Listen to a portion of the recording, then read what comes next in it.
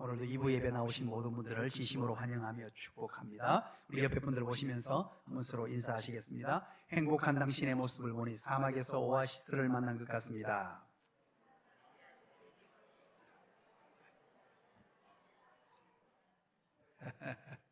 네, 감사합니다.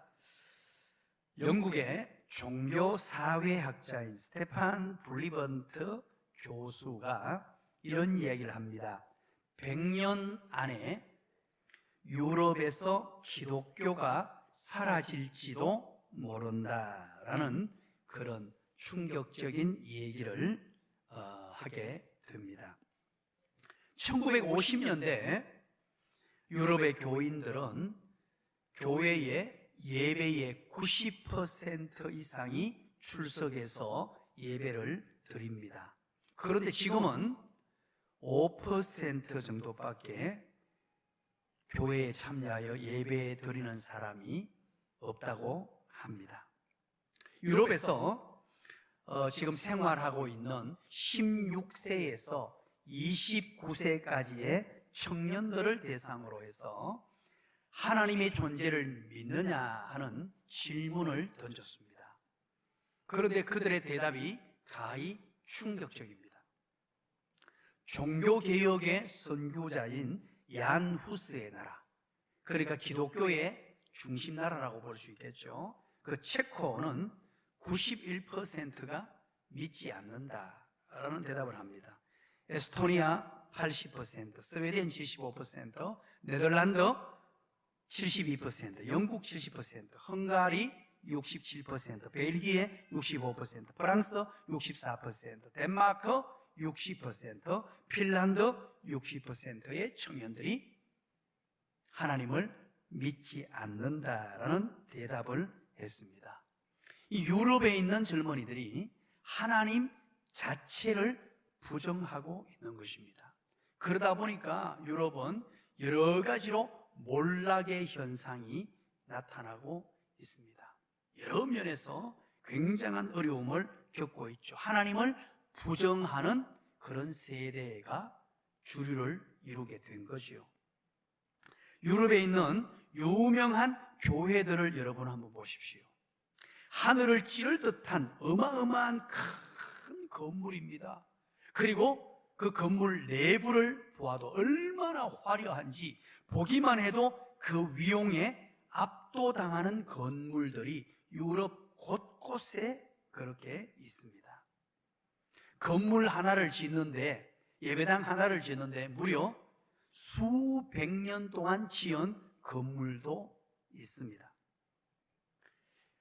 지금도 유럽에 가면요, 1년 내내 예배당 건물 한쪽은 계속 수리를 하고 있고 청소를 하고 보수하고 있고 관리를 하고 있는데, 거기에 드는 비용만 해도 천문학적인 재정이 투입되고 있다고 합니다.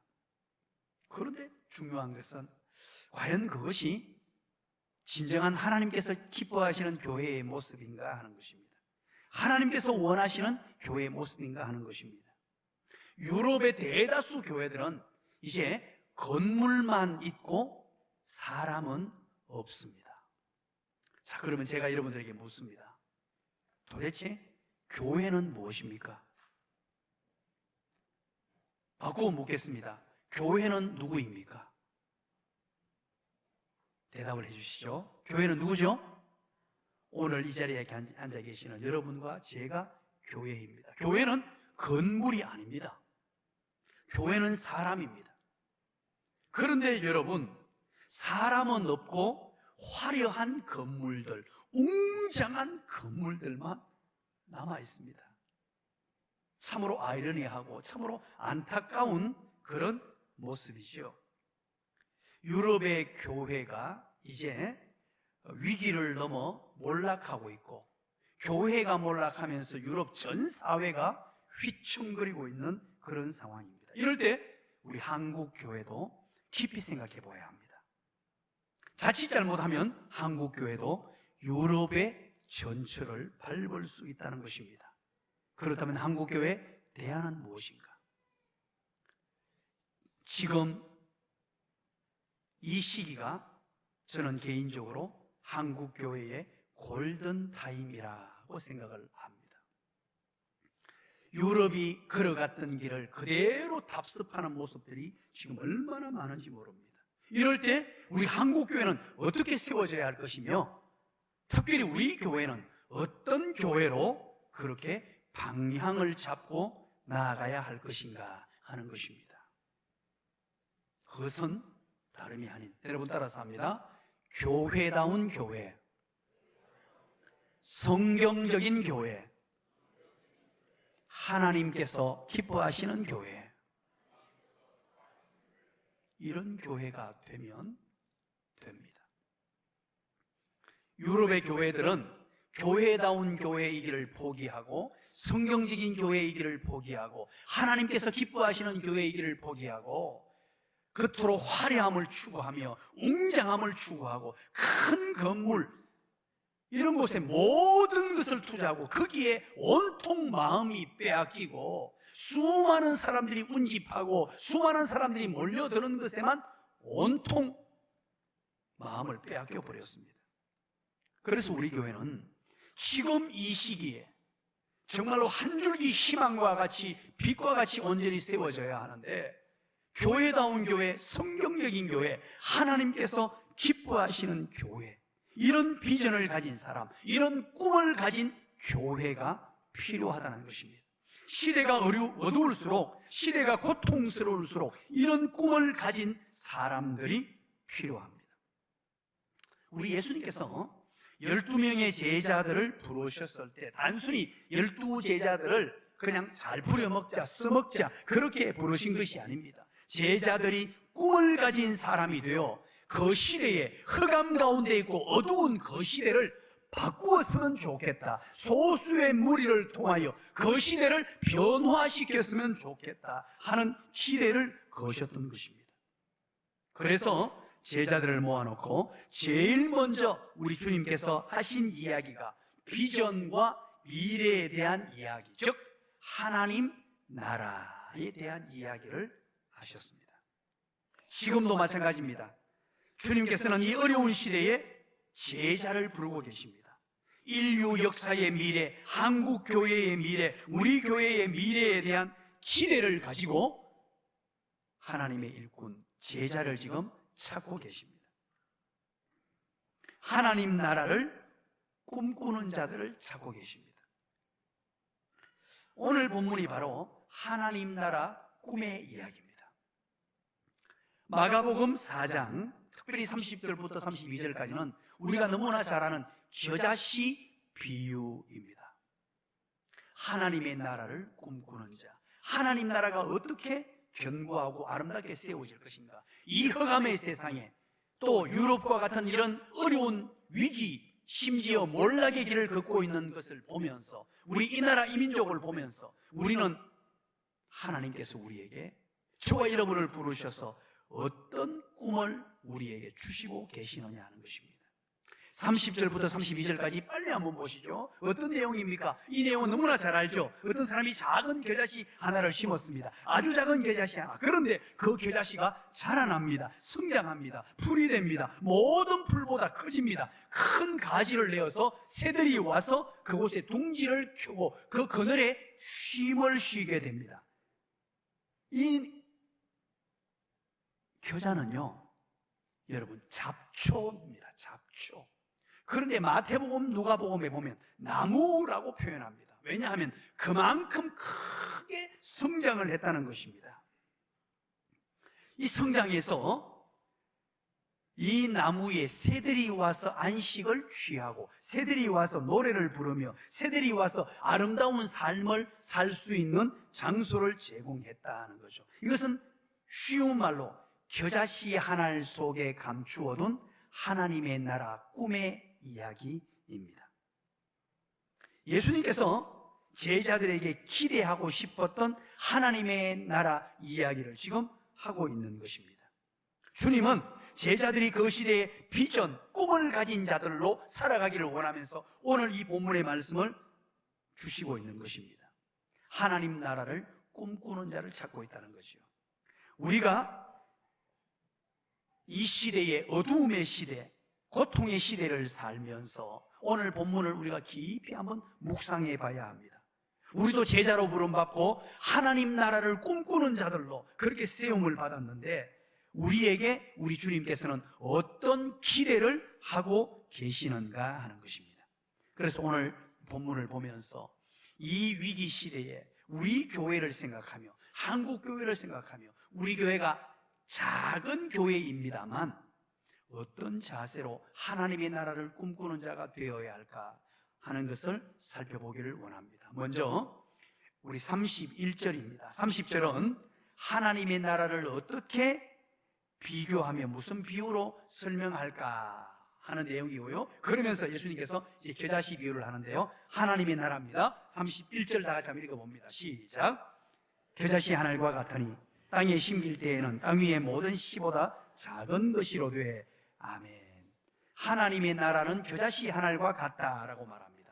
하나님의 나라는 겨자씨 한 알과 같으니 땅에 심길 때는 땅 위의 모든 씨보다 작은 것이다라고 말합니다. 첫 번째 우리가 반드시 기억해야 될 게 하나님 나라를 꿈꾸며 위대한 하나님의 사람으로 살아갈 때 반드시 기억해야 될 것은 자금을 두려워하지 말아야 합니다. 겨자씨 하나는 너무나 작습니다. 이 크기가요 1mm, 무게가 1mg입니다. 이렇게 손가락 위에 얹어 놓아도 잘 보이지 않을 정도로 작은 것입니다. 이 작다는 것, 이것은 바로 연약하다는 의미입니다. 때로는 고통스럽고 힘든다는 의미입니다. 우리가 이 세상을 살아갈 때 하나님의 택한 백성들이 꿈꾸는 자로 살아갈 때 작다는 현실 때문에, 때로는 연약함 때문에, 때로는 고통스러운 현실 때문에 낭망하거나 좌절하거나 절망하지 말아라는 것입니다. 오병이어의 기적을 여러분 기억하시죠? 한 소년이 물고기 2마리와 보리떡 5개를 우리 주님 앞에 내어 드립니다. 그때 장정만 5,000명이 먹고 12광줄이나 남는 기적이 나타났습니다. 이 한 아이가, 한 소년이 작은 것을 드렸습니다. 2만 명이 운집에 있었죠. 5,000명이라고 하는데 장정만, 그때 아이들과 여인들까지 전부 합치면 2만 명입니다. 그 2만 명이 함께 모여있는 자리에 점심을 먹으려고 해도 점심거리가 없는 그 어려운 상황일 때 한 소년이 작은 것을 내어놓았습니다. 자기가 가지고 있는 도시락을 내어놓았습니다. 그것을 주님께 드릴 때 2만 명이 먹고 12광줄이나 남는 기적이 나타났습니다. 이게 바로 하나님의 나라의 법칙입니다. 저와 여러분이 살아갈 때 자금을 경험하게 될 것입니다. 너무나 작다는 현실에 때로는 절망을 경험하게 됩니다. 힘겨움을 느끼게 됩니다. 겨자씨 한 알이 너무나 작은데 그것이 심지어 땅 속에 묻혀서 흑암 속에 떨어지게 됩니다. 절망입니다. 고통입니다. 힘겨움입니다. 이럴 때 하나님의 택한 백성들은 좌절하거나 절망하지 말아야 합니다. 우리는 작은 것들을 너무 싫어합니다. 큰 것을 너무 좋아해요. 작은 것을 싫어하는 정도가 아니고 무시하고 작은 것이 안 되려고 발부둥치는 삶을 살고 있습니다. 자, 여러분들에게 묻습니다. 집을 구합니다. 작은 집에 살고 싶은 사람, 3평짜리 그냥 조그마한 집에 3평짜리에 살고 싶은 사람 일어나 주시기 바랍니다. 그러면 여러분들이 100평짜리 아파트 살고 싶은 사람 가만히 앉아 계세요. 전부 꼼짝 놀라시네요. 사람이요, 정말로 이 내면의 욕구 속에서 작은 것보다 큰 것을 너무 원하는 거예요. 돈을 열심히 벌어서 조금 더 큰 평수로, 큰 집으로. 돈이 없어서 그렇지. 작은 걸 선택하지 않으려고 합니다. 큰 것을 원합니다. 여러분, 몇 해 전에 언젠가 우리나라가 이제 부모님과 자녀와 손자, 손녀가 함께 사는 대가족 시대가 끝이 났고 이제 2인 가족이 되고 또 1인 가족이 1인이 사는 가구가 많이 생겨난다고 해서 어떤 붐이 일어났나 하면 작은 아파트 붐이 한번 일어났습니다. 이제 앞으로는 큰 평수의 아파트를 원치 않을 것이다. 작은 아파트를 사야 된다 해서 20평대 아파트가 불티나게 팔렸습니다. 그런데 저는 그때부터 알았습니다. 야, 이분들이 정말로 사람을 모르는구나. 저거 100% 실패다. 저는 그때 예언을 했었어요. 100% 실패입니다. 왜냐하면요, 사람이 돈이 없어 작은 곳에 가지. 내가 스스로 선택해서 1인 가구이기 때문에 10평, 2인 가구이기 때문에 20평. 그거 아니에요, 여러분. 인간은 얼마나 큰 것을 요구하는지 돈만 있으면 한 사람이 살아도 100평을 원해요. 뭐 아멘 안 해도 상관없습니다, 이것은. 인간을 몰라서 그래요. 인간을 몰라서. 시대가 그렇게 흘러가니까 1인 가구가 많이 생겨나니까 이제 큰 아파트 시대가 끝났다고요. 천만에요. 인간들은요, 돈만 있으면, 많이만 벌면 혼자 살아도 100평, 아니 뭐 1000평을 줘도 살걸요. 큰 것을 원합니다. 여러분, 자동차도 마찬가지예요. 얼마나 큰 자동차를 원합니까? 돈이 없어서 조그마한 거 타죠. 돈만 있으면 큰 거. 여러분, 요즘 제가 신방을 해보면요, 가정을 방문해 봅니다. 한 벽이 전부 텔레비전입니다. 얼마나 큰지요. 깜짝 놀랍니다. 특히 이 아파트 입주해서 이사 예배하거나 입주 예배를 가보면 한 벽면이 전부 TV. 나는 그렇게 큰 TV를 만들어내는 실력이 있는지 몰랐어요. 얼마나 큰 것을 좋아하는지요. 심지어는요, 우리 사람도 큰 사람을 원해요. 우리 청년들 이제 시집가고 장가 가야 되는데 작으면요 장가를 못 갑니다. 이게 어쩌면 좋겠어요. 제가 키가 커서 장가를 같이 작았으면 제가 장가도 못 갈 뻔했습니다. 비우는 거 보면 안 좋습니다. 사랑하는 여러분,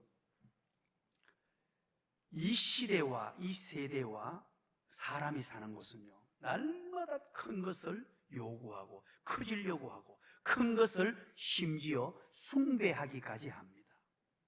그런데 오늘 우리 주님께서는 작은 것을 얘기하고 있습니다. 예수님께서 이 땅에 오셔서 이제 사역을 하시는데, 예수님이 오시기 전에 여러분이 한번 대답해 주시기 바랍니다. 예수님이 오시기 전에 슈퍼스타가 있었습니다. 그분이 누구죠? 시작. 세례 요한이었습니다. 세례 요한. 세례 요한은 대단했습니다. 팔레스틴에 살고 있는 사람치고 세례 요한의 영향을 받지 않는 사람이 없었습니다. 각처에서 각 지방에서 수많은 사람들이 몰려와서 세례 요한의 설교를 듣고 죄를 자복하고 요단강에 가서 세례를 받고 굉장한 영향력을 미치는 그런 사람이었습니다. 그런데 갑자기 세례 요한이 이런 얘기를 합니다. 나보다 더 위대한 사람이 내 뒤에 올 것이다. 나는 그분의 신발끈을 풀기도 감당치 못할 사람이다.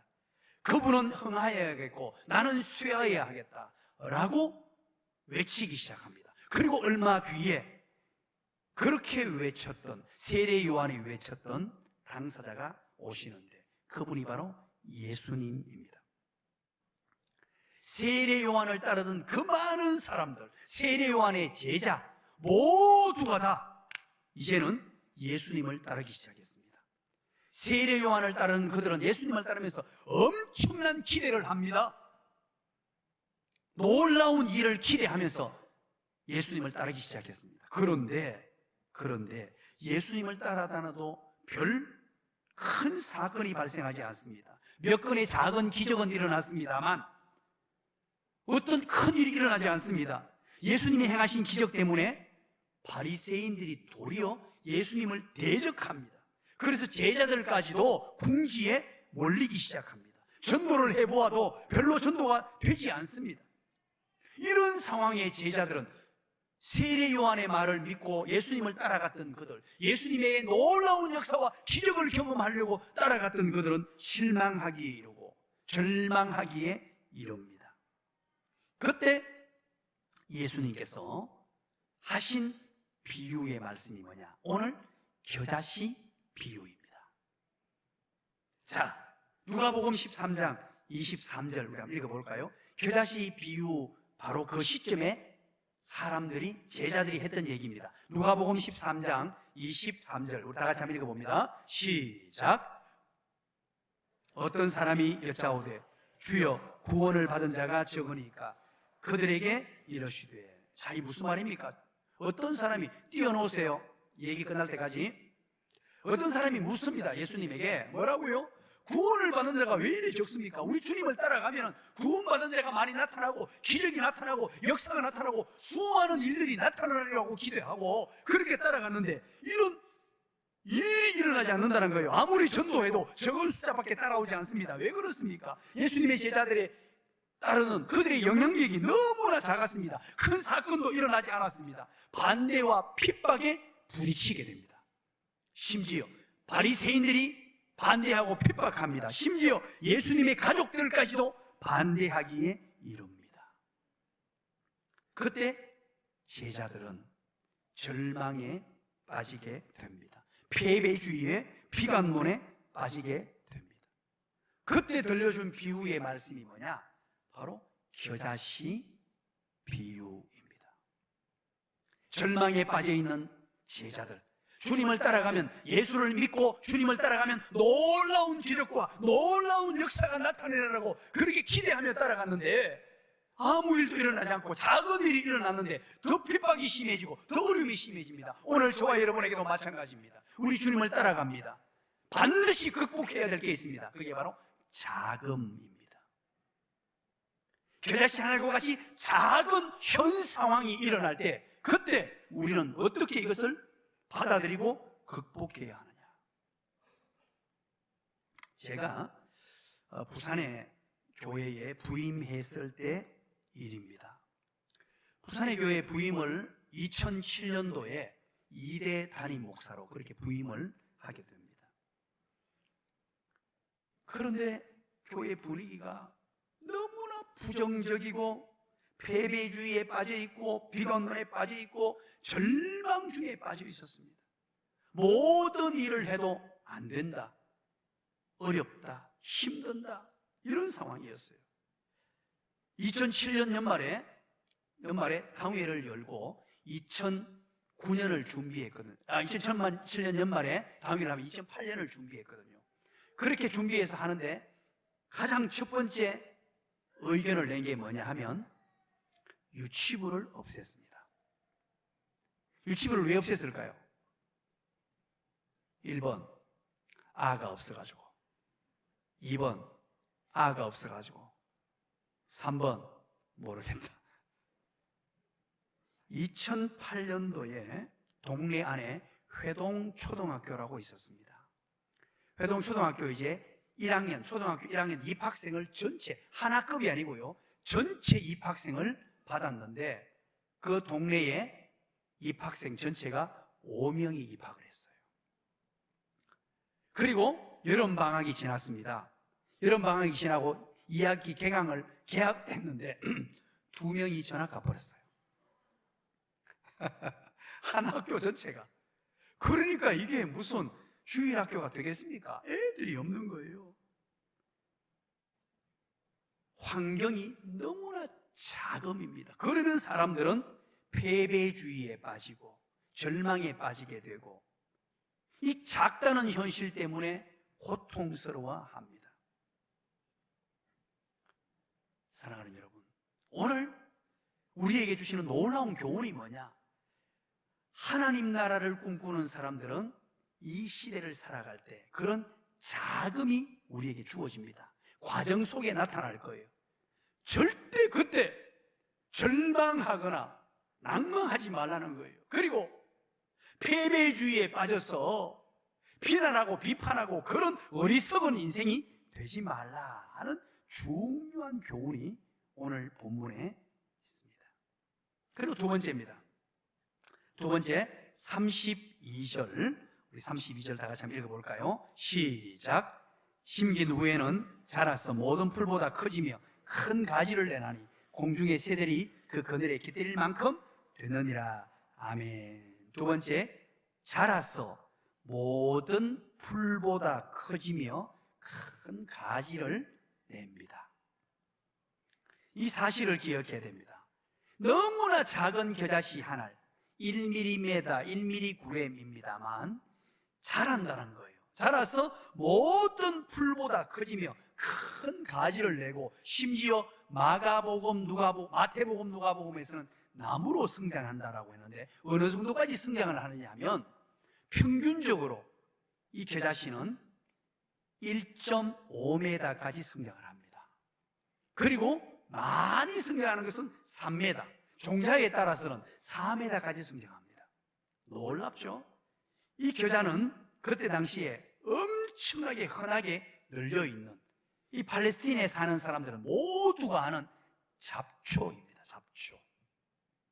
그런데 이게 얼마나 큰지 나무라고 성경에 기록할 정도로 그렇게 뻗어나갑니다. 자, 그러면 여러분, 첫 번째 제가 말씀드렸습니다. 자금을 두려워하지 말고, 우리가 자금을 경험할 때 절망에 빠지지 말고 낭망하지 마라 그랬습니다. 이 자금의 소중함이에요. 작다는 것은 하나의 과정이고 너무나 소중한 겁니다. 그렇다면 여러분, 겨자씨 비유하지 말고 겨자씨보다 더 작은, 우리 눈에 보이지 않는 먼지 비유를 해도 되잖아요. 그렇잖아요. 겨자씨보다 더 작은 것들이 너무나 많습니다. 그런데 왜 굳이 예수님께서는 겨자씨 비유를 했을까요? 그것은 바로 심긴 후에는 자라서 모든 풀보다 커지며, 이걸 뭐라고 하느냐, 따라서 합니다. 생명력 때문이다. 바로 생명력입니다. 다른 어떤 것에도 없는 것, 그것이 바로 생명력입니다. 비록 너무나 작습니다만, 눈에 보이지 않도록 작습니다만 점점 성장하는데, 흑암 중에 그 씨앗이 심깁니다. 작은 것도 정말로 슬프고 아픈데 그 작은 씨앗이 땅 속에 묻히게 돼요. 흑암 속에 파묻힙니다. 그런데 거기에서 멈추는 것이 아니고 점점 뻗어나오기 시작합니다.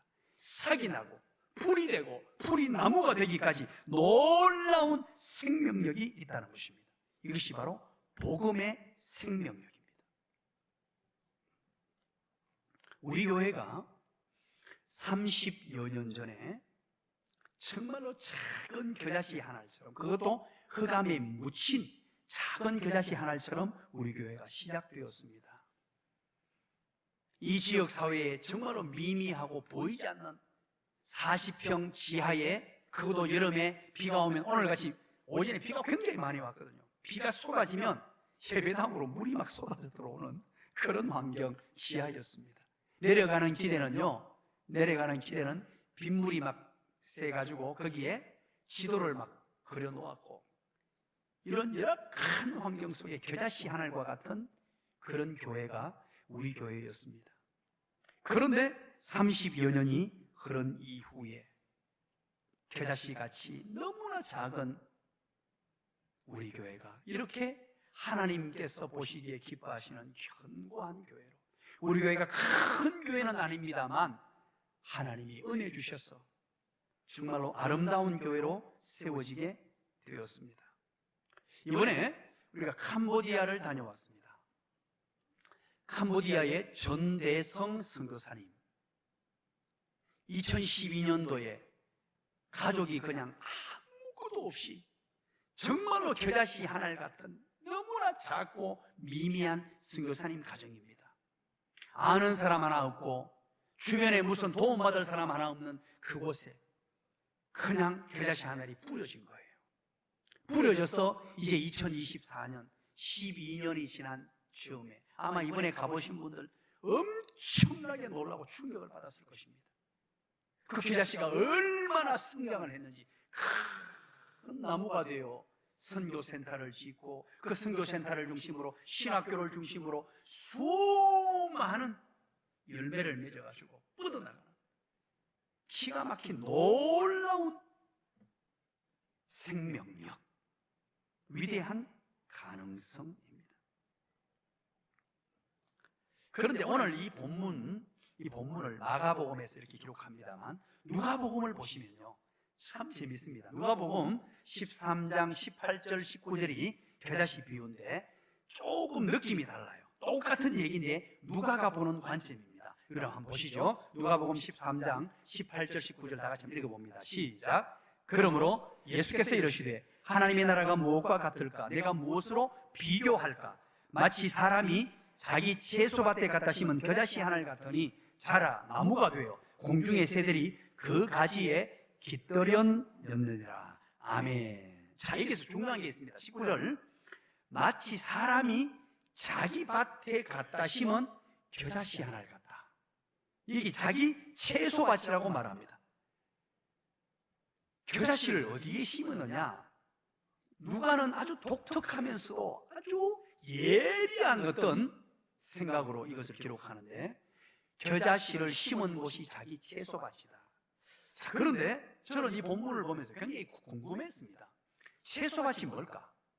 우리 한글로 이렇게 채소밭으로 번역을 해놓았는데 도대체 채소밭에 심었다는 의미가 무엇일까? 그래서 이 단어를 보다가 이건 우리 성경을 번역함에 있어서 이 채소밭이라는 단어가 케포스라는 단어거든요. 이 케포스가 가리키고 있는 독특한 의미를 살리는 번역이 아니에요. 이 채소밭은 우리가 조금 우리나라의 문화로서 채소밭하고는 좀 거리가 있습니다. 그래서 케포스라는 단어를 여러분들에게 한번 소개를 하려고 합니다. 헬라어로 이 채소밭이라고 번역해 나왔는데요, 이 케포스라는 단어인데, 이 단어는 나무나 꽃이나 풀이 있는 집 근처의 정원입니다. 정원. 자, 혹시 여러분 집에 정원을 가지고 계신 분 있습니까? 아파트에 사시는 분은 없을 거고 주택에 있는 분, 정원 소유한 분 있습니까? 자, 정원에는 어떤 꽃을 심습니까? 원장로님? 정원에? 원장로님은 무슨 꽃을 좋아하죠? 네. 원장로님은 좋아하는 꽃이 없답니다. 자, 꽃을 심는데 정원에는요, 내가 너무너무 사랑하고 좋아하는 그 꽃을 심어놓고 거기에 물도 주고 거름도 주고요, 너무나 아끼고 소중히 여기는 것을 정원에 심는 거예요. 그런데 오늘 이 정원, 케포스, 이곳에다가 무엇을 심었다고요? 겨자를 심었습니다. 제가 서두에 말씀드렸습니다. 겨자는 뭐라 그랬죠? 잡초라고 말씀을 드렸어요. 이거 매우 중요한 얘기예요. 여러분, 잡초를 자기 집 정원에다 심는 사람이 어디 있습니까? 잡초는 뽑아내야 되잖아요. 내가 소중히 여기는 나무, 내가 소중히 여기는 꽃을 위하여 잡초는 날마다 뽑아서 내버리는 것이 정상이에요. 정원에 심을 때는 내가 가장 소중히 여기고 내가 가장 좋아하는 꽃을 심거나 나무를 심는 것이에요. 그런데 우리 주님께서 잡초를 자기의 정원에다가 심으셨다는 거예요. 자, 이 비유의 말씀을 들었던 이때 당시에 예수님의 제자들을 한번 생각해 보시기 바랍니다. 제자들은 갈릴리 촌 사람들입니다. 공부도 많이 한 사람이 아닙니다. 돈도 많은 사람들이 아닙니다. 그 지역에서 너무나 가난하게 살던 사람입니다. 어부 출신입니다. 힘겹게 사는 정말로 잡초 같은 인생이었어요. 그런데 예수님께서 이 비유의 말씀을 하는 거예요. 잡초 같은 인생들을 우리 주님의 최고로 소중히 여기시는 정원에 심고, 우리 주님께서 정원사가 되셔서 잡초를 거름도 주고 물도 주고 가장 소중히 키운다는 거예요. 이 말씀을 들었던 예수님의 제자들은 어떤 마음이 들었겠어요? 나와 같이 촌 사람도, 나와 같이 잡초 같은 사람도, 나와 같이 많이 못 배운 사람도, 나와 같이 정말로 힘들게 산 사람도 우리 주님께서 우리 주님의 정원에 그렇게 심어서 나를 가장 소중한 꽃으로, 가장 소중한 나무로 키워주시는구나. 여러분, 실제로 이 갈릴리 촌 사람들이었던 제자들은 기독교 역사의 거목이 됩니다. 나무가 돼요. 그 시대에 학벌이 뛰어난 사람도 아닙니다. 그 시대에 어떤 많은 사람들에게 존경을 받는 사람들도 아니었습니다. 어떤 물질을 많이 소유한 사람도 아니었습니다. 말 그대로 갈릴리 촌 사람들, 정말로 평범한 사람들, 그들을 우리 주님께서는 그 겨자씨 같은 그들을 우리 주님의 정원에 심어서 우리 주님께서 정원사가 되셔서 큰 거목으로 세우시고 인류 역사에 하나님 나라의 일을 감당하는 사람으로 세우셨다는 것입니다. 여러분, 기독교 역사는 잡초가 거목이 되는 역사입니다. 마가복음 2장을 우리가 살폈죠. 지금 마가복음을 쭉 살펴보고 있는데요, 마가복음 2장에 보면 우리 주님께서 레위를 부르십니다. 알페오의 아들 레위가 세관에 앉아 있는 것을 보시고 그를 부르거든요. 그런데 여러분, 이 알페오의 아들 레위가 세관에 앉아 있다는 말은 인간 취급을 받지 못하는 세리였다는 말입니다. 세리들은 유대인들로부터 무시를 당하고 인간 취급을 받지 못하고 민족의 반역자 취급을 받은 그였는데, 그를 정원사 되시는 예수님께서 그 잡초 같은 인생 레위를 우리 주님이 부르셔서 우리 주님의 정원에 아름다움으로 키우고 성장시켜 위대한 마태복음의 저자 마태로 만드신 거예요. 그래서 레위는 바로 마태복음의 저자 마태입니다. 여러분, 베드로를 기억합니까? 베드로는 시몬입니다. 원래 이름이 엄청나게 다혈질적이고요, 성질이 급하고 막 불뚝불뚝거리는 성질을 가졌고, 이런 베드로를 부르셔서 베드로에게 뭐라고 말씀하시느냐? 베드로야, 이제 너는 더 이상 너의 이름을 시몬이라 부르지 말고 베드로라 하라. 베드로의 뜻은 반석입니다. 아침 저녁으로 생각이 바뀌고 다혈질적이고 급한 성격의 사람이 육중한 반석으로 위대한 하나님의 나라의 일꾼으로 세워지는 위대한 가능성, 그게 바로 하나님의 나라의 생명력입니다. 오늘 겨자씨 비유를 통해서 그걸 말씀해 주시는 거예요. 우리의 나약함, 우리의 연약함, 겨자씨 하나같이 작은 현실, 어떤 연약함, 그런 모든 것을 가지고 있을지라도 절망하거나 좌절하지 말라. 왜? 생명력이 있다는 거예요. 우리 주님께서 정원사가 되셔서 그 나무를 키우셔서 우리 12명의 제자를 비롯하여 수많은 제자들처럼 인류 역사의 거목으로. 자, 옆에 사람 한번 보시기 바랍니다. 옆에 사람에게 한번 축복해 주시기 바랍니다. 당신은 인류 역사의 거목입니다. 그런 것 같습니까? 거목으로 세워져서 하나님의 놀라운 역사를 드러냅니다. 여러분, 이 자리에 서 있는 정말로 볼품없는 우리 이 목사도 마찬가지죠. 진짜 볼품없고 나약하고 부족한 사람인데 하나님이 정원사가 되셔서 세워주시니까 이렇게. 마지막 세 번째입니다. 32절 다시 한번 읽어봅니다. 32절 시작. 심긴 후에는 자라서 모든 풀보다 커지며 큰 가지를 내나니 공중에 새들이 그 그늘에 깃들일 만큼 되느니라. 세 번째는 공중에 새들이 그 그늘에 깃들이게 됩니다. 공중에 새들이. 자, 이것은 무슨 말입니까? 이제 겨자씨가 싹을 내고 가지를 내면서 쭉쭉 뻗어가는데 크게는 4m까지 3m까지 막 성장을 하는데, 이것은요 잡초기 때문에 그 운집에서 큽니다. 이 팔레스틴에는요 겨자씨를 모르는 사람이 없어요. 너무나 흔한 잡초기 때문에 이게 그냥 4m까지 평균 1m 50까지 막 성장하는데, 그렇게 성장하니까 그 그늘에 때로는 거기에 새들이 안식을 취하고 둥지를 틀게 되고 쉼을 누리게 됐다는 겁니다. 자, 여러분, 이것은 하나님께서 저와 여러분을 우리 주님의 정원에 가꾸어서 거목을 만드실 때, 우리가 그런 은혜와 복을 누릴 때 이웃들에게 반드시 축복이 되어야 된다는 말입니다. 하나님께서 저와 여러분을 성장시켜 주시고 저와 여러분에게 큰 은혜를 베풀어 주실 때 나 혼자 잘 먹고 잘 사는 인생이 아니고 이것을 나누어 주는 인생이 되어야 한다는 것입니다. 우리만 잘 먹고 잘 사는 것, 그건 아닙니다. 우리 교회만 잘 먹고 잘 사는 것, 그런 교회가 되면 안 됩니다. 하나님께서 은혜를 주시고 큰 거목으로 만들어 주실 때 우리는 그것을 마음껏 나누어 주는 사람이 되어야 한다는 것입니다. 여러분, 기독교 성공관과 세속적인 성공관이 어떻게 다릅니까? 세속적인 성공관은 내가 열심히 해서 열심히 돈 벌고 잘 먹고 잘 사는 것입니다. 열심히 재산도 모으고 열심히 노력해서 잘 먹고 잘 살고 우리 가정 잘 살고 우리 아이들 잘 살도록 만들고 그러면 끝나는 거예요. 대부분 그렇게 살아갑니다. 요즘에는요, 이 시대가 참 재밌는 시대입니다. 우리가 젊은 시절이나 어릴 때하고는 완전히 달라요.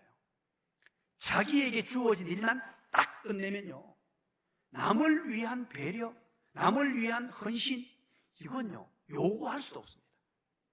회사에 가서 내 할 일 딱 끝내면요, 이것 좀 어떻게 하라고 상사가 얘기하지 못하는 무노합니다. 남을 위해서 헌신하고 남을 위해서 배려한다, 있을 수 없는 일이에요. 내 것 딱 끝내면 끝입니다. 그리고 내 것 끝내면 집에 갑니다. 요즘에 우리 교회에 제가 예배당 공사하는 걸 보면서도요, 참 재밌습니다.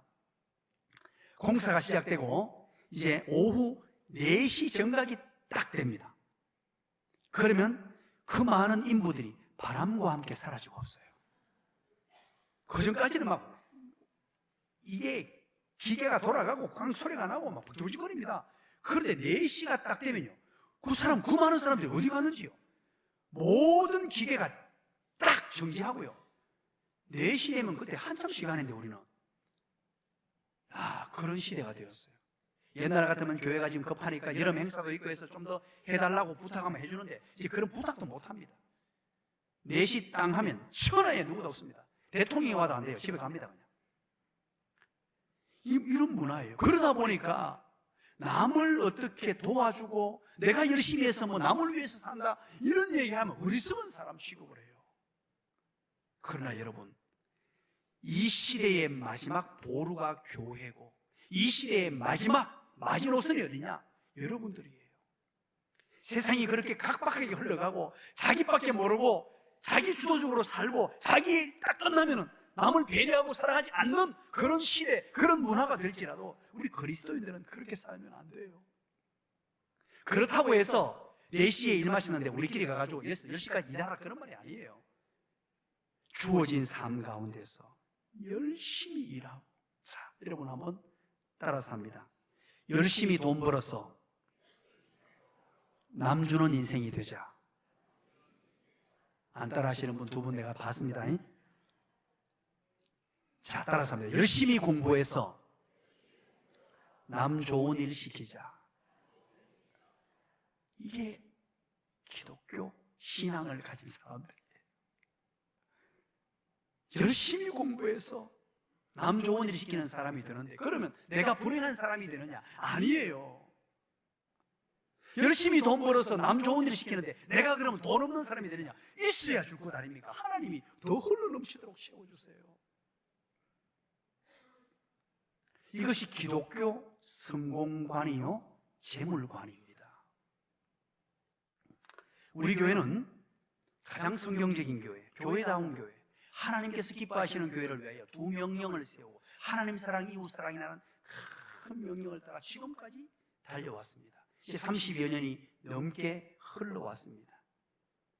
그런 가운데 하나님이 은혜 주셔서 우리 교회를 너무나 큰 나무는 아니지만 엄청난 큰 거목은 아니지만 우리 교회 규모가 되면 이제 대구에서는 중형교회쯤 되는 하나님의 은혜로 거목으로 세워주셨습니다. 그렇다면 우리는 우리 교회를 정확하게 보고 어떻게 해야 될 것인가? 중요합니다. 2021년도입니다. 2021년도에 우리 코로나 때문에 코로나가 2020년 2019년 연말부터 전 세계에 발병되고 우리나라에는 2020년 2월 달에 들어왔거든요.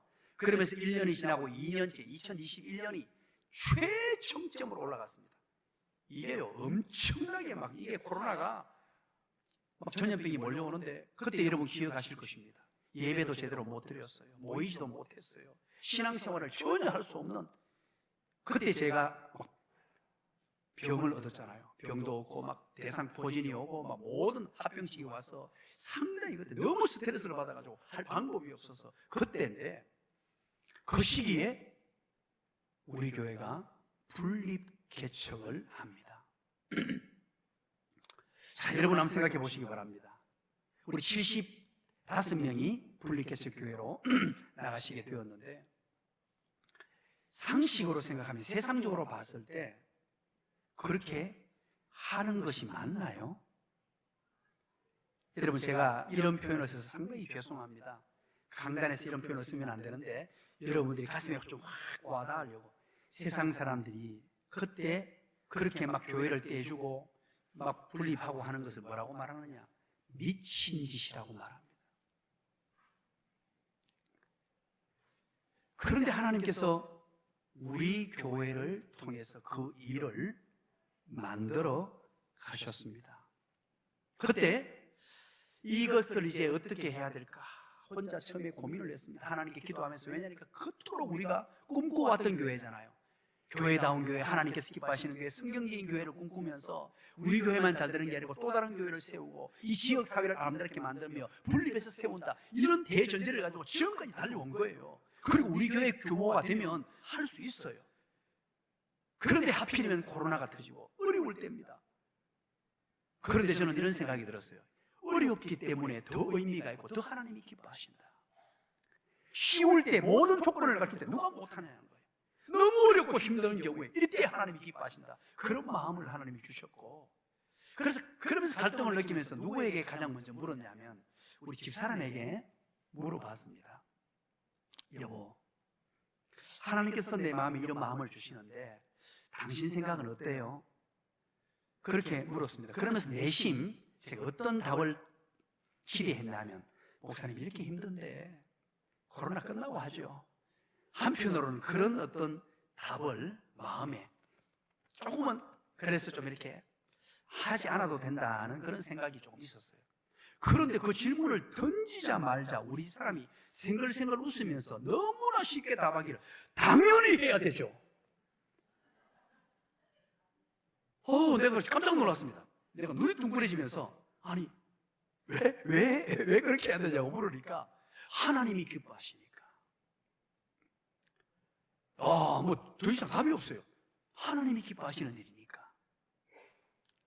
그래서 이거 그렇게 해야 되는구나. 그리고 우리 당회에 우리 장로님들께 이것을 이제 의논을 드렸습니다. 이런 쭉 과정을 설명을 드렸는데, 우리 장로님들께서도요, 제가 이 얘기를 하면서 한 분 한 분의 얼굴을 보고 눈망울을 내가 다 쳐다보면서, 제가 이래도 센스가 많아가지고 사람의 마음을 잘 읽습니다. 단 한 분도 장로님들이 속으로 껄끄럽거나 부담이 없어요. 기쁨으로 이걸 받아들이는데요, 이야, 제가 얼마나 감사하고 고마웠는지 모릅니다. 그래서 이제 분리개척을 하겠노라고 하면서 40일 특별 새벽 기도회가 진행되면서 제가 강단 기도를 드리고 있었습니다. 그때 아마 여러분 기억하실 겁니다. 2021년도 그때 설교를, 우리 아마 유튜브에 다 올라가 있을 거예요. 그때 설교를 한번 들어보세요. 강력하게 제가 설교를 했습니다. 교회가 교회다움의 당위성을 설명하면서 분리개척 교회 많이 따라가라고 했는데, 그런데 한 20일쯤 지나도록 누구도 안 가는 거예요. 아무도 신청을 안 하는 거예요. 20일 지나, 40일간 모집을 해야 되는데 20일 지났는데 이게 큰일 났어요. 이름 벌려놓고 하나님이 지금 역사하신다는 거 확신은 드는데 이게 얘기도 안 되니까 20일째부터는 더 강하게 막 설명을 했습니다. 강력하게 가야 된다고. 그런데 그때부터 이제 20일 이후에 연락이 오기 시작합니다. 전화가 막 벨이 움직이기 시작하는데, 그 전화 오시는 분들마다요, 가면 안 되는 분이에요. 너무나 신실하고 좋으신 분들이 막 전화가 오는데요, 그럼 우리 교회에 신실하고 안 좋은 분들이 있습니까? 그러니까 대중으로 봤을 때는 다 가야 되는데 한 분 한 분이 연락 올 때는 이게 막 가슴이 미어지고 찢어지는 거예요. 이분이 가면 안 되는데 이분이 어떡하냐. 영적 싸움이 벌어지는데 밥도 못 먹고 잠도 못 자고요. 그때부터 그렇게 해서 일이 시작되었습니다. 그때 당시에는요, 여러분, 주차장 공사를 하기 위해서 설계가 다 나와 있었습니다. 주차장 여기 하고, 그리고 교육관 짓는다고 이제 기초 설계가 준비가 되어 있었고요. 그리고 이제 우리 준비를 하려고 그때 설계사와 이제 계약을 다 맺어놓고, 여러분 봐서 알겠습니다만 이거 완전히 방치해뒀잖아요. 버려둔 땅이지 않습니까? 비가 오면 막 흙탕물 있고, 그래서 잔디를 키워서 막아보려고 애를 썼지만 너무나 힘겨운 땅이었잖아요. 그래서 반드시 해야 됩니다. 이거 한다고 불리게씩 뒤로 미루는 거, 그거 누가 말할 사람이 없어요. 그럼에도 불구하고 하나님이 더 기뻐하시는 일을 먼저 우리가 선택을 했습니다. 주차장 공사와 교육관은 뒤로 미루고 전면 중단을 하고, 그때부터 그리고 분리개척 교회를 설립했습니다. 어제 이제 모든 것을 종료했습니다. 지금까지는 경산나눔과 성김의 교회 담임 목사가 저였습니다. 그리고 재산도 모든 게 우리 교회 앞으로 되어 있었습니다. 이제 모든 것, 담임 목사는 이제 권재현 목사님으로 넘기고, 모든 재산도 법적 절차에 따라서 다 넘기는 완전 하나의 독립교회로 세워지게 되었습니다. 얼마나 감격스럽고 기쁘고 좋았는지 모릅니다. 하나님께서 기뻐하시는 교회, 교회다운 교회, 성경적인 교회를 꿈꾸며 사랑하고 제자 삼는 교회로 나아가는 교회만이 가능한 선택이었습니다.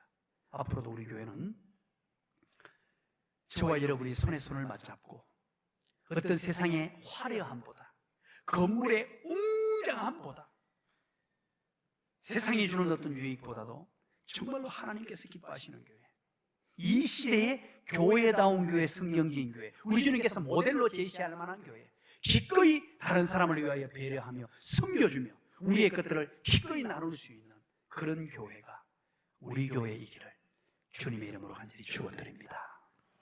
하나님 아버지 감사합니다. 교회다운 교회, 성경적인 교회, 하나님이 기뻐하시는 교회로 지금까지 달려오게 하시고, 또 앞으로도 그렇게 달려가기로 결단하고 함께 힘을 모을 수 있도록 은혜 주신 하나님 감사합니다. 우리 교회가 날마다 더 좋은 교회로, 더 아름다운 교회로, 더 하나님이 기뻐하시는 교회로, 성경적인 교회로, 교회다운 교회로 세워지게 하여 주시옵소서. 예수님 이름으로 기도드리옵나이다. 아멘.